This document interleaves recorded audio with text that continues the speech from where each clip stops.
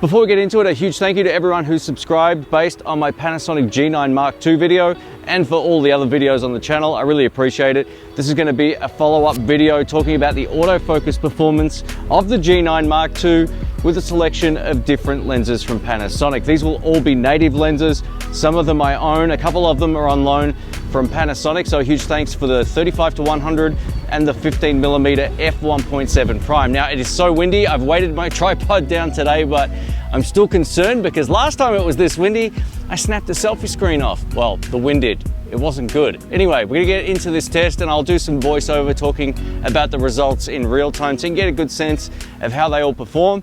Let's kick things off with the 25mm f1.7 at 1.7. Now I'm shooting in aperture priority mode because I don't have enough step down rings for some of the smaller lenses, but I want to keep everything consistent. So we're at 4K, 10-bit, 50 frames per second, shooting in the natural picture profile.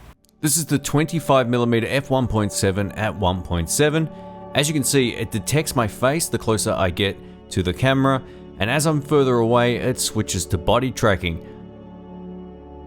At a distance, this is far more reliable than my Sony FX30 or FX3. It's doing a really great job tracking me, much like the Panasonic S5 Mark II. Just note, it is a little sluggish as I'm moving quickly towards the camera, but as I go from side to side, you see just how fast and snappy this autofocus is. This lens on other camera bodies from Panasonic was almost unusable. The 25mm f1.7 is the lens most people will buy anytime they're getting into micro four thirds because it's a prime lens. It gives you that 50mm equivalent, which is very popular, and it gives you this exact look. I'm using it right now with autofocus on the G9 Mark II. So let's try the 42.5mm f1.7 at 1.7. This is the portrait lens. I tried this on the GH6 not long ago because I just purchased the lens, and the autofocus with contrast DFD wasn't great when you were trying to track a subject. So this should be pretty interesting. The autofocus on this 42.5mm lens really shows you how far the autofocus system has come. I tested this lens recently on the GH6 and it was almost unusable in autofocus mode. I love the look of this lens and I also love how fast and snappy it will find my face as I walk in and out of frame. Check that out, man. That is really cool. Panasonic's always been great at detecting subjects, but it hasn't always been great at following them. Time to finally change. Look at this. This is the 42.5. This is unbelievable when you compare this against other micro four thirds cameras from Panasonic. It's not even close. Up next is the 35-100mm f2.8. This is the version 2. This is on loan from Panasonic. This is a great lens. We're going to start at 35mm.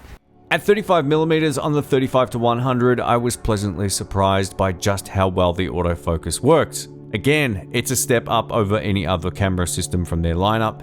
As I move into the frame, it finds my face perfectly. There's no hunting, there's no second guessing. It's just working. So if you're in a situation where you own this lens, I think you got yourself a pretty great combo. Notice how the body tracking kicks in right now, and it's still tracking me without any hunting or pulsing. This is awesome. When I do run towards the camera, it's a little sluggish keeping up, but it does get there, and it does a really great job. Being that the 35-100 is an f2.8, odds are the autofocus performance should be pretty decent. We're going to bump it up now to 100mm. Now I can't see the selfie screen, so I've tried my best to frame it, so let's get into it. Yeah, the framing's pretty bad on this one, but you'll get the point. The autofocus, again, even at 100mm, f2.8 is working flawlessly. It's nice and snappy. There's no pulsing, hunting, or second guessing. Finds the background nicely, and then as I run back into frame, boom, it finds my face. So this is a great combo, especially for the G9 Mark II. Again, I couldn't tell where I was actually framed due to recording the selfie screen behind the camera. So what I thought I'd do is just walk up really close and creepy-like to the camera to see whether or not it would catch my face. And it did. How impressive is that? And now we're over to the smaller brother of the 35-100, the 12-35mm f2.8 at 2.8. This is a great lens. If I was going to recommend one lens for a zoom, I would recommend the 12-35. It really does cover a lot of ground. With that constant f2.8 aperture, it's a really great choice. Let's take a look. Check this one out. So this is the 12-35 at 12mm. Now what I'm going to do is walk what I think is out of frame, but I'm not quite out of frame on the left. Notice the body tracking still tracked my arm. How cool is that? As I jumped out of frame, it found the background and then found my face and starts tracking me all the way back. It keeps me in focus, which is really good. Running towards the camera like this with all the stock settings, it did a really great job tracking my face. There were probably a few frames that were slightly out of focus, but it caught right up, no problems whatsoever. As we move on to 35mm on the 12 to 35mm f2.8, again the autofocus responds just as well as it did before. It finds the background, I jump back into frame, and it found my face instantly.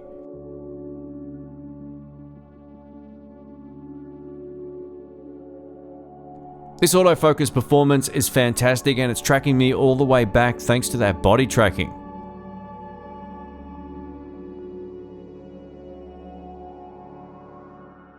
.8 might not be fast enough for everybody, and if you're looking for a faster zoom lens, try this 10 to 25mm f1.7. It's more expensive, but it's optically really great. Let's take a look at 10mm on the G9 Mark II. The 10 to 25mm f1.7 performs great. Notice the tracking here as I go to the left of frame. It catches onto my arm and doesn't let go. How cool is this?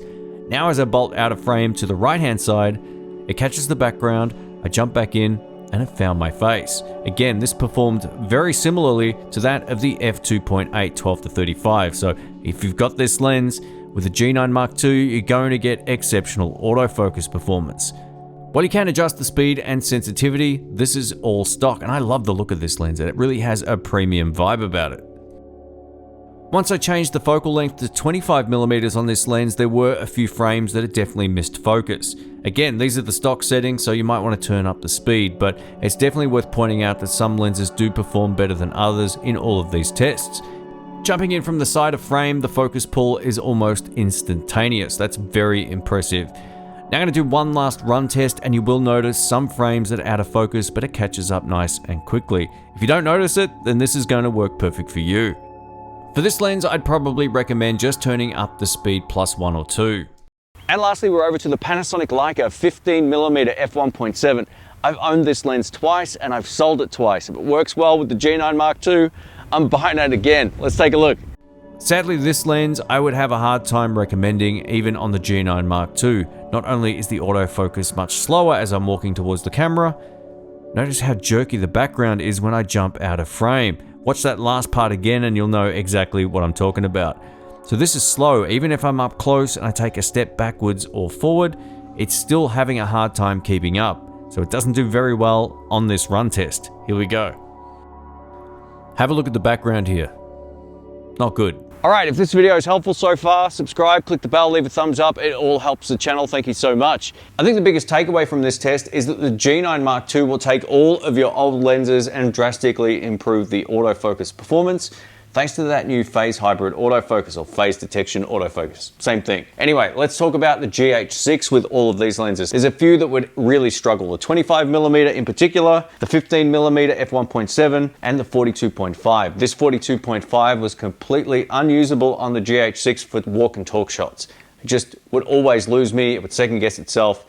And it's just something that I would never use on autofocus. So to have the 42.5 be as snappy as it is, the 15mm is improved but not perfect, and this 25mm is the best value nifty 50 you can find on the market. These are dirt cheap, and the autofocus performance, as long as you're not running towards the camera, I think you're going to be very happy with the results. And the rest of the zoom lenses all perform beautifully. So yeah, the G9 Mark II takes all of your old lenses and turns it into something you can use if you're doing solo content creation. Yes! I'd give the G9 Mark II back pretty soon, along with the 35mm and 15mm lens. So if there's anything else you want to see on the channel before I give the camera and lenses back, let me know. Thanks for watching. Catch you soon. See ya.